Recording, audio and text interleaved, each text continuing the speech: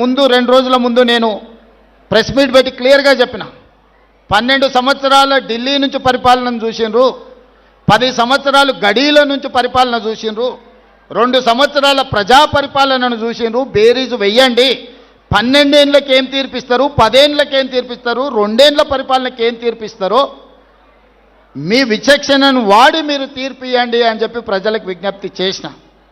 దాని ప్రకారం ఈరోజు 85 నుంచి 90% ఫలితాలు అనుకూలంగా వచ్చినాయి. దీన్ని ఇంకా అభివృద్ధి పదం వైపు నడిపించే బాధ్యత నాకుంది. దీనివల్ల నేను విర్రవీగను. గెలిస్తే ఉప్పొంగడము, ఓడిపోతే కుంగిపోవడం నాకు లేదు. నేను అన్నీ చూసిన. జడ్పీటీసీ నుంచి ముఖ్యమంత్రి వరకు 20 సంవత్సరాలల్లా అన్ని హోదాలు చూసిన. కానీ ఎప్పుడు కూడా ప్రజలకు దూరంగాలే, పేదవాళ్ళకు వ్యతిరేకమైన నిర్ణయాలు తీసుకోలేదు. రాబోయే 20 సంవత్సరాలు కూడా ఈ పేదల కోసమే పనిచేస్తా, ఈ పేదల సంక్షేమం కోసమే పనిచేస్తా. మా లంబాడ సోదరులకు అందులో ప్రత్యేకమైన భాగస్వామ్యం ఉంటుంది. మా దళితులకు ఇవ్వవలసిన గౌరవం తప్పకుండా ఇస్తాము. ఇక సంత్ సేవాలాల్ మహారాజ్ గురించి మనం గొప్పగా మాట్లాడుకుంటున్నాం, కానీ ఒక్క పుణ్యక్షేత్రం కూడా తెలంగాణ రాష్ట్రంలో లేదు. మనం ఆదిలాబాద్లో నాగోబా జాతర ఉన్నది, ములుగులో మనకు సమ్మక్క సారలమ్మ ఒక పుణ్యక్షేత్రం ఉన్నది. కానీ సంత్ సేవాలాల్ మహారాజ్ కోసము ఒక ప్రత్యేకమైన క్షేత్రం లేదు. అందుకే నల్లమల ప్రాంతానికి లక్షలాది మంది పర్యాటకులు వస్తారు. అక్కడ ఈరోజు మనము సంత్ సేవాలాల్ యొక్క పుణ్యక్షేత్రాన్ని 20 ఎకరాలు ఆల్రెడీ స్థలాన్ని సేకరించినము.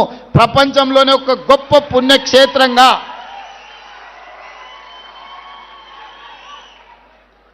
బ్రహ్మాండమైన పుణ్యక్షేత్రంగా వచ్చే సంవత్సరం ఈ తారీఖు నాటికి అక్కడే ప్రారంభించుకుంటాము, అక్కడే కార్యక్రమం చేసుకుంటాం. అచ్చంపేట నేను పుట్టి పెరిగిన ప్రాంతం. ఆ ఏరియాలో గిరిజనులకు ప్రత్యేకమైన స్థానం ఉన్నది.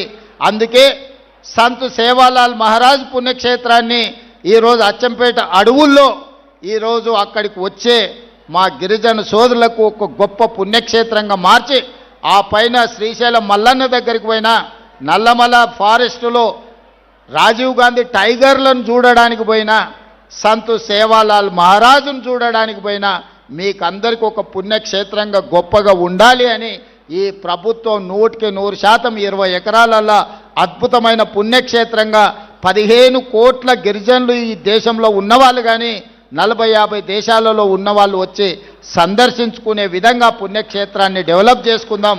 మా R&B అధికారులు కూడా ఇక్కడ ఉన్నారు. ఎంబడే వాళ్ళకి ఆదేశాలు ఇస్తా. నేను అక్కడ పోయి ఫీల్డ్ ఇన్స్పెక్షన్ చేసి దానికి సంబంధించిన ఆర్కిటెక్ట్స్ని కల్చర్ దెబ్బతినకుండా గిరిజన సాంప్రదాయాల పట్ల అవగాహన ఉన్నోళ్ళని కూడా ఇందులో పొందుపరచండి. కొన్నిసార్లు మనం ఆర్కిటెక్ట్ని పెడితే వాడికి ఉన్న అవగాహనతో వాడు చేస్తాడు, చివరికి వస్తే గిరిజనుల సాంప్రదాయం దెబ్బతిన్నది, మా సాంప్రదాయం ఈ కళారూపాలలో లేదు అని కొన్నిసార్లు మనకు అపవాదు వచ్చే ప్రమాదం ఉన్నది. అందుకే మీ శాఖలో ఉన్న అధికారులు అందులో బాగా విశ్లేషణ చేయగలిగిన వాళ్ళు గిరిజన సాంప్రదాయాన్ని అక్కడ రిఫ్లెక్ట్ చేసే విధంగా ఆ ప్రణాళికలు సిద్ధం చేయండి. 27 ఫిబ్రవరి 15 తారీఖు నాడు సంత్ సేవాలాల్ మహారాజ్ 288వ జన్మదినోత్సవం అక్కడే జరుపుకుందాం. లక్షలాది మంది గిరిజనులను ఆ రోజు అక్కడికి పిలుద్దాం. దానికి సంపూర్ణంగా నేను సహకారం అందిస్తా. దేశంలో ఎక్కడి నుంచైనా గిరిజన సోదరులు సేవాలాల్ మహారాజును దర్శించుకోవాలంటే మా అచ్చంపేటకు రావాల్సిందే.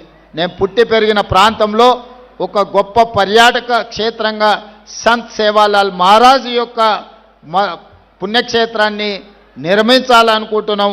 వేదిక మీద ఉన్న ప్రజాప్రతినిధులే కాదు, ఇక్కడ ఉన్న అధికారులకు కూడా నా విజ్ఞప్తి, మీరు దాన్ని ఒక జాగ్రత్తగా భక్తి శ్రద్ధలతోనే అది నిర్మించుకునే విధంగా పని చేయాల్సిందిగా వచ్చే సంవత్సరం అక్కడనే ఉత్సవాలను జరుపుకుందామని మీకు అందరికీ తెలియజేస్తూ ఇంత అద్భుతమైన కార్యక్రమాన్ని ఏర్పాటు చేసి ఇక్కడికి విచ్చేసిన సోదరులందరికీ